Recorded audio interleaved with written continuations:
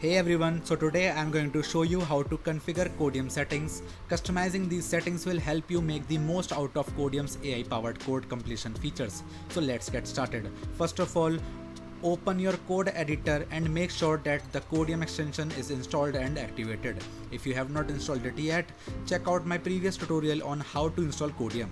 Next, navigate to the Codeium extension settings. In VS Code, you can do this by selecting on the extensions icon which you can find on the sidebar.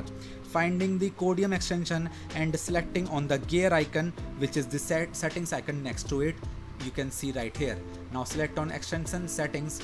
So here in the settings menu, you will find various options to customize Codeium. Let's go through some of the key settings. First, you can adjust the number of code suggestions shown by Codeium. This can be useful if you prefer seeing more or fewer suggestions at a time. You can also configure language specific settings. For example, you can enable or disable Codeium for specific programming languages depending on your preferences. Another important setting is the autocomplete trigger.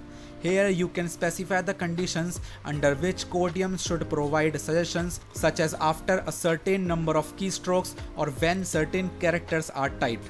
If you're working with large projects, you might want to tweak the performance settings to ensure Codeium runs smoothly without affecting your editor's performance. For advanced users, you can also customize the API settings. This includes configuring API keys and endpoints if you are using a self-hosted version of Codeium or accessing additional services. Finally, don't forget to save your changes. Most editors will automatically apply the new settings, but it's always good to double check. And that's it. You have successfully configured Codeium settings to better suit your coding needs. Customizing these settings will help you maximizing the efficiency and accuracy of Codeium's code completion features.